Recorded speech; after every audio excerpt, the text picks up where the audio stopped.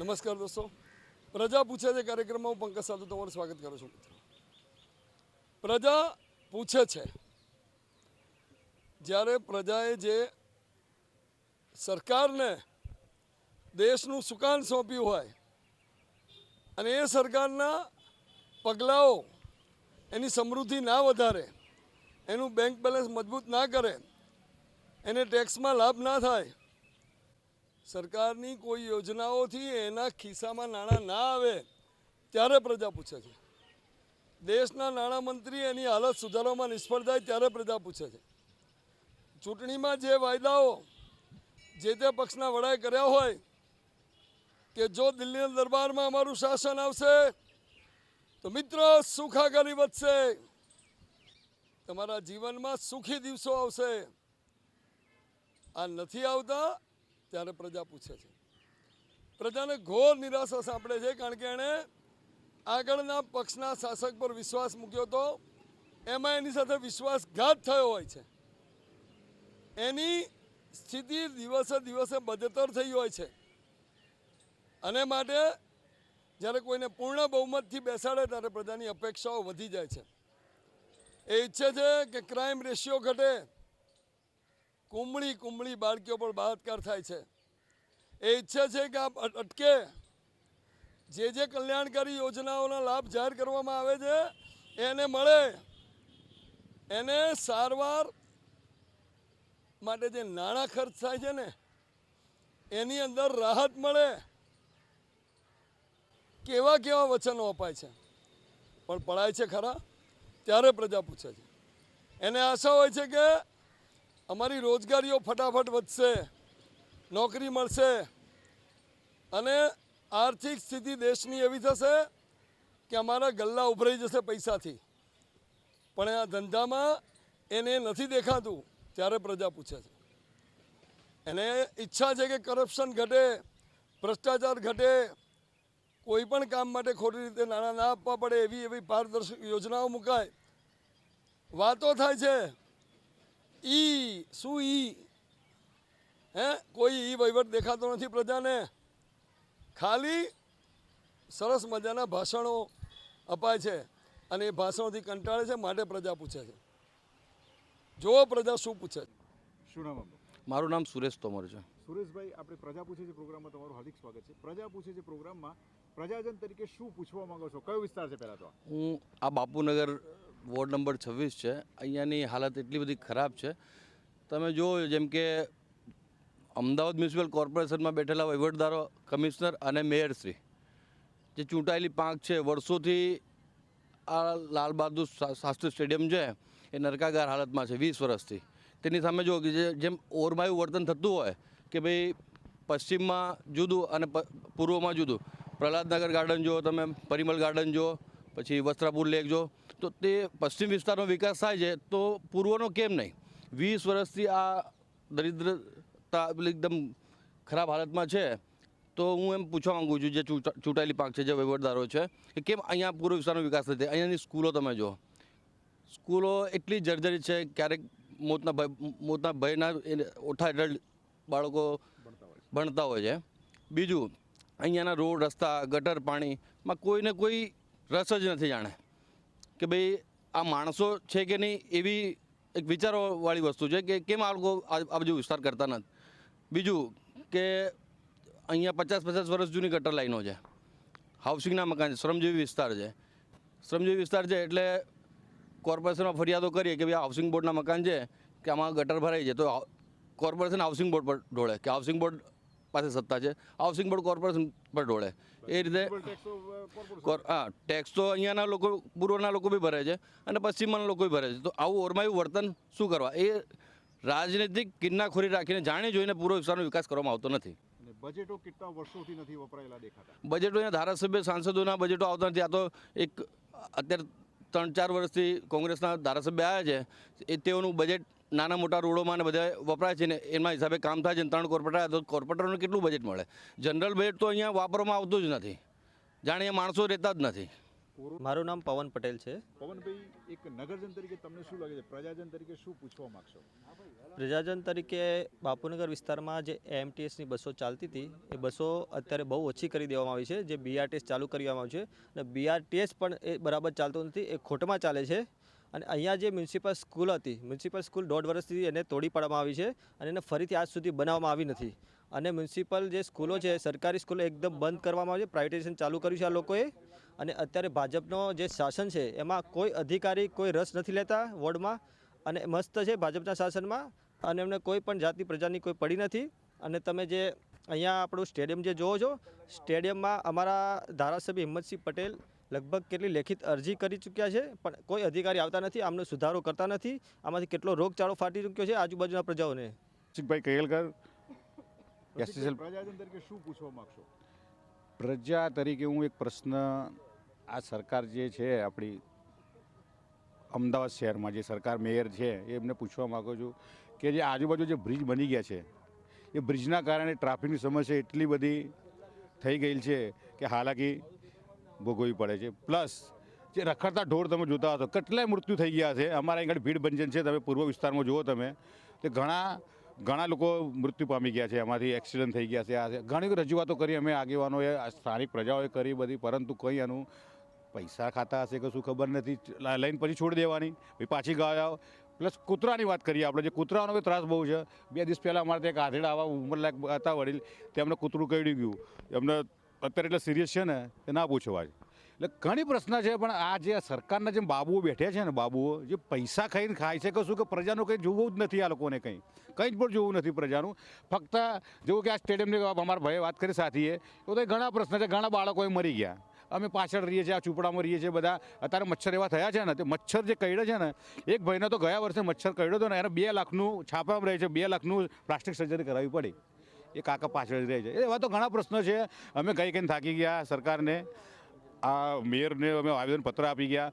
હું તો એટલું જ કહીશ કે અમારા જે બાપુનગર વિધાનસભાના જે ધારાસભ્ય આવ્યા ને, એના પછી સારામાં સારું કાર્ય થઈ રહ્યું છે.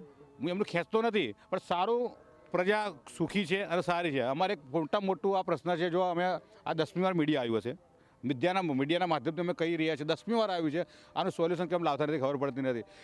પાછળ બધી કેમિકલ ફેક્ટરીઓ છે, તે લોકોનું પાણી આની અંદર ઠાલવવામાં આવે છે. એ કેમિકલ ફેક્ટરીનું પાણી ઠાલવવાથી મચ્છરા થાય, એ મેં તમને પહેલાં બી કહ્યું. બીમાર ચોમાસામાં તો સાહેબ મારા આ પાણી આખું બહાર આવી જાય. પાછળ છાપરા તમે જુઓ, એ લોકોના રહેવાના એક છાપરામાં 10 જણા રહેતા હોય છે. મચ્છર જાય, નાનું બાળક હોય, જન્મ્યું હોય, એને કરડી જાય. બીમારનો તો અસંખ્ય વાત જ નથી. તાજેતરમાં કોરોના મહામારીમાં કેટલી પરિસ્થિતિ વકરી હતી? કોરોના મહામારીમાં તો પરિસ્થિતિ એટલી વકરી હતી નથી. હું નહીં કહું, પણ તમે અંદર છાપરાને પૂછી લો કે અહીંયા કોણે કામ કર્યું, કયા આગેવાને કામ કર્યું. સ્થાયી પક્ષ જે છે, જે ભાજપના કોઈ કંઈ આપવા નથી આવ્યું. અમારા જેવા આગેવાના સંસ્થાઓ છે, તે લોકોએ અમારા ધારાસભ્ય દ્વારા કેટલી કીટોનું વિતરણ કરવામાં આવ્યું છે, એ તો ના પૂછો વાત. ડોક્ટરો દ્વારા ચેકિંગ માટે કેટલી ટીમ આવતી? કોરોના મહામારીનું જે ચેકિંગ ડોક્ટરો દ્વારા ચેકિંગમાં આવતી હતી, નામોશી કરીને જતા રહેતા હતા. 2 પેશન્ટ જોયા પછી જતા રહે, પછી બીજી જગ્યાએ.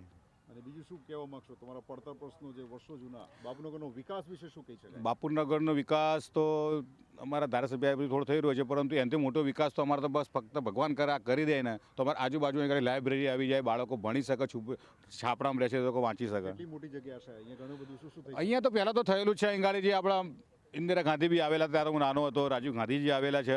ઘણા પ્રશ્ન 26મી જાન્યુઆરી હમણાં કે એવી અહીં પરેડ થતી હતી. અમે નાના હતા ત્યારે અમારા પપ્પા ખભા પર બેસાડીને જોવા આવતા હતા. એ નજારો સારો અલગ હતો. અત્યારે હું મારા છોકરાને કહું છું કે સ્ટેડિયમમાં આવું થતું, એટલે કે ખાલી તમે ફેંકો છો, થતું હતું યાર. મેં કીધું એવું બધું.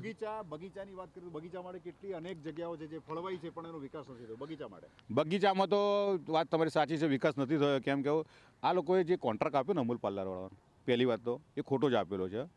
બગીચા બનાવ આપી દે છે, પાણી છંટકાવ થતો નથી, વિકાસ થતો નથી, જાળવણી થતી નથી. પ્લસ જે ખાલી પેલું જે અમૂલ પાર્લરનું જે કેબિન બનાવ્યું છે, તે લોકો અંદર ખાલી પૈસા ખાવાની વાતો છે. મારું નામ ઓમ પ્રકાશ ગોસ્વામી છે. પ્રકાશભાઈ, નગરજન તરીકે પ્રજા પૂછે છે પ્રોગ્રામમાં શું પૂછવા માંગશો? હું પ્રજાજન તરીકે એવું પૂછવા માંગુ છું કે તમે પશ્ચિમના વિસ્તારનો વિકાસ કરો છો, તો પૂર્વના વિસ્તારનો વિકાસ કેમ નથી કરતા? પૂર્વના વિસ્તારના નાગરિકોને તમે બીજી રોલના નાગરિક ગણો છો. તમે પૂર્વમાં તમે ટ્રાફિક આઇલેન્ડ જોવા મળતા નથી, સારા બાગ બગીચા જોવા મળતા નથી, સારી તમે કોઈ ડેવલપમેન્ટ રોડ રસ્તાનું જોવા મળતું નથી, બાળકોને ભણવા માટેની લાઇબ્રેરી નથી, સારી સ્કૂલો નથી. સ્કૂલો આજે 40-50 વર્ષ પહેલાં બનાવેલી સ્કૂલ બિલ્ડિંગ છે એ બિલ્ડિંગ જર્જરિત હાલતમાં છે. ક્યારે શું થાય, કેટલા બાળકોના મૃત્યુ થાય એનું કોઈ નક્કી નથી. એટલે બાળકોનું ભવિષ્ય અધરમાં લટકે છે. આ પરેશ રાવલ અમારા સંસદ સભ્ય હતા. સંસદ સભ્ય ક્યારે આવ્યા હતા, ક્યારે ગયા હતા એ કોઈને ખબર જ નથી. કોઈ એવું કહે કે મેં જાહેરમાં પરેશ રાવલને જોયા છે તો હું જાહેરમાં એમને હાર પહેરાવવા તૈયાર છું. બીજું, આ લોકો સ્વચ્છતાનું નાટક કરતા હતા, હાથમાં ઝાડુ પકડીને નાટકો કરતા હતા કે અમે ઝાડુ પકડીને સ્વચ્છતા અભિયાન ચલાવીશું, સ્વચ્છતા કરીશું. પણ હમણાં છેલ્લે 10 દિવસ સફાઈ કામદારોની હડતાલ હતી. આખા શહેરમાં ગંદકીના ઢગલે ઢગલા લાગેલા હતા. તો આ લોકો સ્વચ્છતા અભિયાન કરવા ત્યારે કેમ ન ગયા? જો એમણે સ્વચ્છતાનું એટલું બધું જ ઘેલું હતું તો જ્યારે આ સફાઈ કામદારોએ આટલા બધા ઢગલા એમની હડતાલના હિસાબે થયા હતા તો એ લોકો સ્વચ્છતા અભિયાન કેમ ના કર્યું? આ લોકો ખાલી વાતો કરનારા માણસો છે, કોઈ કાર્યમાં માનતા નથી.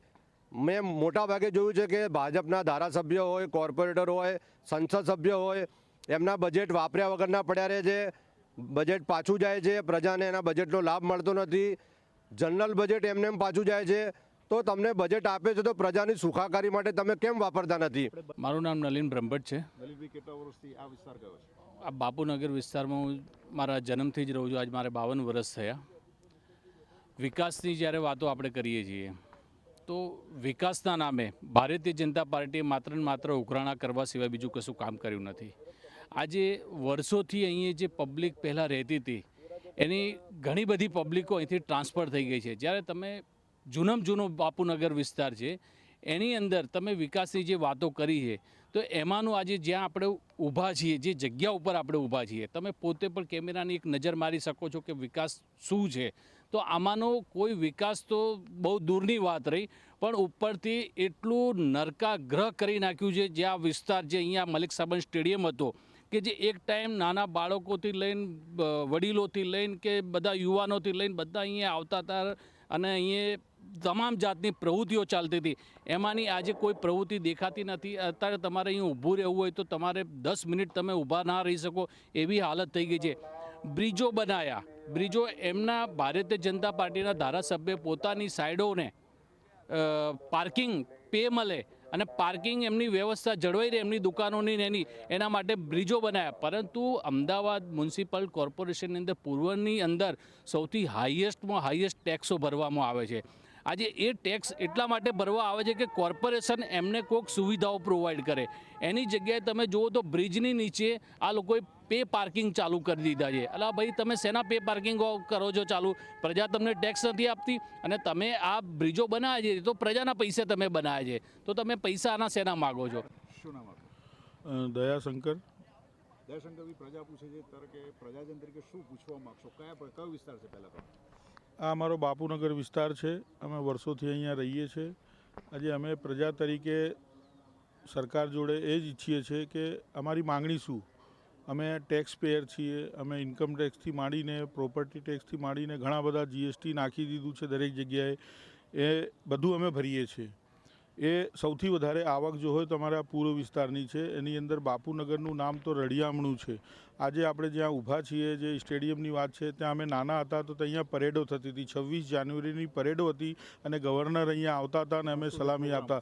સાંસ્કૃતિક પ્રોગ્રામો થતા હતા. સ્વાસ્થ્યની સુવિધાઓ અમને શું જોઈએ? એક સારું સ્વાસ્થ્યની સુવિધાઓ અમને જોઈએ, રોડ રસ્તા જોઈએ, કેમ કે અમે ટેક્સ પેયર છીએ. અમારી બીજી કોઈ માંગણી ના હોય. રોટલા તો અમે ચલો મહેનત કરીને કમાઈને ખાઈ લઈએ છીએ, પણ જે સરકારની ફરજો જે છે કે જે વિકાસ થવો જોઈએ, જે વિકાસની આપણે વાત કરીએ છીએ તો આજે 25 વર્ષની સરકારનું શાસન છે. અહીંયા રાષ્ટ્રીય કક્ષાના નેતાઓ અહીંયા આવીને ભાષણ કરીને બાપુનગરમાં જતા રહે છે. ભરત ડોડિયા, ભરતભાઈ, ક્યાંના અહીંયા કયો વિસ્તાર આપનો? બાપુનગર વિસ્તારમાં રહું છું અને બાપુનગર વિસ્તારમાં વર્ષોથી પાણી ભરાય છે. આજે કોંગ્રેસના 3 કાઉન્સિલર અને કોંગ્રેસના ધારાસભ્ય આવ્યા, ભાઈ 50% રાહત થઈ છે. પણ બાપુનગર વિસ્તારમાં કચરાવાળા હોય, ડોલ ટુ ડોલ હોય, એ લોકો પૈસા ઉઘરાવે છે અને એક જ બૂમ પાડવામાં આવે છે. એના પછી કોઈ વાત નથી કરતા એ લોકો અને ત્યાંથી જતા રહે છે. અને એના કારણે કચરો લોકોને ઘરેથી પોતે કચરાપેટી સુધી નાખવા જવું પડશે. આ પરિસ્થિતિ બાપુનગરમાં છે અને ભાજપના એક કાઉન્સિલર હોવા છતાં ભાજપના ક્યાંય બી એમને પાણી ભરાયા, કોરોનાની મહામારી આવી તો બી ક્યાંય દેખાણા નથી અને હવે ટિકિટો માંગવા અને પબ્લિકની વચ્ચે નીકળી પડ્યા છે. ડોર ટુ ડોરમાં ક્યાંય બી કચરો લેવાતો નથી. 8ની તારીખમાં બાપુનગરમાં સ્વચ્છતા અભિયાનનું શું? સ્વચ્છતા અભિયાન બાપુનગરમાં તમે આ સ્ટેડિયમ મળે છે, સ્ટેડિયમ જોઈ શકો છો, બાપુનગર વિસ્તારો જોઈ શકો છો, અર્બન મુસ્લિમ વિસ્તારો, માઇનોરિટી વિસ્તારો જોઈ શકો છો, દલિત વિસ્તારો જોઈ શકો છો. ત્યાં કચરો બી ઉપાડવા નથી આવી રહ્યા કોઈ. મનોજ ચૌહાણ. મનોજભાઈ, પ્રજા પૂછે છે પ્રોગ્રામમાં સ્વાગત છે તમારું. પ્રજાજન તરીકે શું પૂછો? આપણે કયા વિસ્તારમાં ઉભા છે? મારી એવી રિક્વેસ્ટ છે, વિસ્તાર કયો? આ બાપુનગર વિસ્તાર, એનું આ મલિક શાહ બાગ સ્ટેડિયમ છે, બરાબર. અને વર્ષોથી આ સ્ટેડિયમના ખોદી અને ચારે બાજુ આ કચરાપટ્ટી જમા કરી છે, બરાબર. મારું પ્રજાને બી એવો સંદેશ છે અને સરકારને બી મારે એવું કહેવું છે, બરાબર, કે જ્યારે ઇલેક્શન આવે છે, બરાબર, ત્યારે નેતાઓ મોટી મોટી વાતો કરે છે કે અમે આમ કરશું, બરાબર. કોઈ જોવા આવતું નથી. આ ગટરનું ગંદુ પાણી, જે રોગચાળો, જે મચ્છર જે ફેલાવે છે, બરાબર, એના કારણે આજુબાજુ વિસ્તારની જે કોઈ પ્રજા છે એ ત્રાહિમામ પોકારી ગઈ છે. રોગચાળાનું પ્રમાણ હા, કેવું રહે છે? રોગચાળામાં તો કંઈ પૂછાય એવું જ નથી એમ, બરાબર. ડેન્ગ્યુ, મેલેરિયા, બરાબર, એ તો અમારા ત્યાં વસવાટ કરી નાખ્યો છે, બરાબર. ચોમાસામાં કેટલી બિસ્માર? ચોમાસામાં એટલી બધી ગંદકી, ગટરો ઉભરાય છે, પાણી જે બ્લોકેજ થઈ જાય છે ગટરો, એના માટે અમે કમ્પ્લેન કરીએ છીએ કે ભાઈ કોર્પોરેશનની અંદર તો એક માણસ આવે છે, તમે અહીંયા અરજી લખાવી દો. ગરીબ જનતા શું કરે એમ, બરાબર. રોજ કચરાની ગાડી આવે છે ખરી? ડોર ટુ ડોર કોઈ આવતું જ નથી, બરાબર. એના માટે અમારે હજુ હમણાં જ અમે અહીંયા વિરાટનગરની અંદર હલ્લો મચાવ્યો હતો. જગદીશભાઈ પરમાર, જે ભીમ આર્મીના પ્રમુખ છે, બરાબર, અહીંયાના, એમને પ્રજાના ઘણા પ્રશ્નો લઈ અને કોર્પોરેશનમાં બી જાય છે, સરકારને બી રજૂઆત કરે છે, ઘણીવાર ડિબેટની અંદર બી આવે છે, બરાબર. અમારા માટે જગદીશ પરમાર એટલે એક ભગવાન છે. શું નામ આપનું? ભાઈ મારું નામ અબ્દુલ રશીદ છે. અબ્દુલભાઈ, કેટલા વર્ષથી બાપુનગરમાં રહો છો? બાપુનગર હું 40 વર્ષથી રહું છું. 40 વર્ષમાં વિકાસ કેવો થયો બાપુનગર? બાપુનગરનો વિકાસ થયો ખરી, પણ એટલું જેટલું જોઈએ એટલો વિકાસ નહીં થયો ખરી. ક્યાં ક્યાં કમીઓ છે જી એવાની? કમીઓ તો એવી છે ને કે જે રસ્તા પહેલા હતા એ રસ્તા આ સુધી છે. આપણે જે ઊભા છે કઈ હા, જગ્યાએ? આપણે આ બાપુનગરનું સ્ટેડિયમ છે. આ સ્ટેડિયમ આ 40 વર્ષથી હું જોતા આવ્યો છું. એનો એમ જ છે, રાત માટે અમે તો પેસેન્જર રિક્ષા હાંકીએ, પણ રાત માટે અમે કોઈ પેસેન્જર બેસવા તૈયાર નથી, કેમ કે અંધારું હોય, એને લૂંટવાનો ડર હોય ને બધી, તો એમાં અમારી બી એમ્બ્યુલન્સ ખરાબ પડે. લાઇટોની માંગણી કેટલા? લાઇટ તો અમે આજ સુધી જોઈ નથી 40 વર્ષની. લાઇટ આજ સુધી આવી જશે. જ્યારે ચૂંટણી આવે ત્યારે બધા એમ જ કહે કે ભાઈ તમારા માટે અમે આમ કરીએ, તમારા માટે અહીંયા બધી સુવિધા કરીએ, પણ સુવિધામાં શું છે કે અમારી સુવિધામાં કંઈ થતો નથી. રોડ કેટલા વખતથી નથી થયો અહીંયા? રોડ તો અમે કહું તો ખરી કે 40 વર્ષથી રહું છું, કોઈ ફેરી એકાદ ફેરી બન્યો હશે, પણ બન્યો એમ કે આજે બન્યો અને બે દાડા પછી તૂટી ગયો. અને કેટલા વખતથી ચોમાસામાં કેટલા કાદવ કિચડની વાત? ચોમાસામાં તો અહીંયા આવવાની ગુંજાઈશ ના હોય. કેટલું ફરીને આવવું પડે? કે બધું ફરીને આવવું પડે, કે અમે પૂરો આખો આનંદ ફ્લેટ ને બધી આ છે ને, આ એટલો ફરીને આવવું પડે. ને બીજું અમે પેસેન્જરને કહીએ કે ભાઈ આ એટલું ભાડું થશે, તો પેસેન્જર કહે કે તમે રિક્ષાવાળા અમે લૂંટવા બેઠા છો. એટલે પેસેન્જર જોડે મગજમારી હોય ને મારો ધંધો બી નહીં થાય. તો અહીંયા લાઇટની કેટલી જરૂરી છે? અહીંયા લાઇટની જો મંદિર છે, મસ્જિદ છે, બધી છે. ને અહીંયા આવતા ફેરા બધી અત્યારે તો શું છે કે અહીંયા બાપુનગર સ્ટેડિયમ બાજુ છે ને કંઈ સગવડ નથી. લગાનગાળા હોય કે ગમે તે હોય એ સગવડ નથી, તો એ બાપુનગર સ્ટેડિયમની અંદર એ લોકો રાખેલા છે, પણ એને બી મુશ્કેલી પડે. કોમ્યુનિટી હોલ નથી ને એમાં બી મુશ્કેલી પડે છે, બહુ મુશ્કેલી પડે છે સાહેબ. હવે આપણે શું કહીએ, સાહેબ લોકો આવે, अब साहेब ने આગળ કોઈ બોલીએ નહીં. મ્યુનિસિપલ ટેક્સ તો ભરો જ છો ને? મ્યુનિસિપલ ટેક્સ તો દર મહિને એવું રીતે ભરવાનું હોય કે દર વર્ષે એવી રીતે ભરવાનું હોય કે ના ભરીએ તો તમારું મકાન તોડી નાખશું, તમારો કબજો કરી નાખશું ને આમ કરશું. તો ભાઈ ગરીબ માણસ જાય ક્યાં? સુવિધાના નામે મીંડું છે. બસ સુવિધાના નામે તો કંઈ મીંડું છે. બસ બીજું. क्या नाम है आपका? मेरा नाम मोहम्मद साबिर खान पठान. मोहम्मद भाई, कौन सा एरिया है ये बापूनगर स्टेडियम है. बापूनगर में अभी जो आप खड़े हैं वो स्टेडियम की हालत कैसी है? क्या क्या यहाँ दिक्कत है? हालात की बात करी जाए तो ऐसी है कि यहाँ पे समझ लो कि शिकायतों का भंडार एक तरह से यहाँ पे. और रही यहाँ के काम करने की और कराने की बात, तो यहाँ कोई ध्यान देता भी नहीं है. बराबर. और हैं कुछ लोग ध्यान देते भी, ऐसा नहीं कि नहीं देते हैं. जैसे कि हमारे धार्मिक स्थान है, ये दरगाह है, पीछे एक मंदिर है. एक टाइम था कि यहाँ पे हुजूम लगा रहता था लोगों का, दरगाह के ऊपर और उस मंदिर के ऊपर भी लोगों का हुजूम रहता था काफ़ी. बाकी आजकल के ऐसा हो गया है कि लोग यहाँ आने में भी घबराते हैं. वजह क्योंकि क्या? तरह तरह उसकी वजह ये है कि जब से ये हालात यहाँ के पैदा हुए, स्टेडियम को बिगाड़ दिया गया, उजाड़ दिया गया, तो यहाँ दूर दराज से लोग आ करके यहाँ पे क्रिकेट वगैरह भी खेला करते थे। एक वक्त था यहाँ पे बहुत रौनक थी। कितने साल पहले आश्रय? ये आज मेरी समझ लो, आज मेरी एज 42 बरस की है और उस वक्त जब मेरी उम्र थी लगभग 18 बरस की मेरी एज थी, तो उस वक्त हम भी यहाँ पे क्रिकेट वगैरह खेला करते थे। उस वक्त यहाँ के स्टेडियम के हालात काफ़ी बेहतरीन थे और काफ़ी अच्छे थे और बहुत सारे फंक्शन वगैरह भी हुआ करते थे, जिसमें कि बड़े बड़े नेता, सोनिया गांधी हमारी, वो भी स्टेट, हाँ 26 जनवरी वगैरह यहाँ पे बहुत सारे मतलब परेड भी हुआ करते थे। और वो टाइम लाइट थी या लाइट उस टाइम, उस वक्त भी लाइट नहीं थी। और लाइट कितने साल से? लाइट नहीं थी लेकिन रौनक थी। लाइट नहीं थी लेकिन रौनक थी। और ये स्टेडियम जब से इस तरीके का उजाड़ा इन लोगों ने, तो यहाँ पे बहुत सारे काम खराब भी हो चुके हैं। लाइट का होना कितना जरूरी है और दिक्कत बहुत क्या ज़्यादा कि रात के जरूरी, टाइम ज़्यादा था। बहुत ज़्यादा ज़रूरी है। इसकी वजह ये है कि यहाँ पे समझ लो कि माँ बहनों का भी, हमारी लेडीज़ों का भी बहुत निकलना होता है।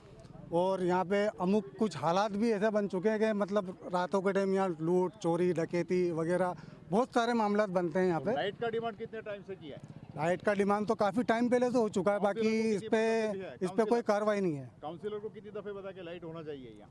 पता तो बहुत फेरी है, बाकी इस पे कोई कार्रवाई नहीं है, इनका कोई अगला कदम भी नहीं उठा।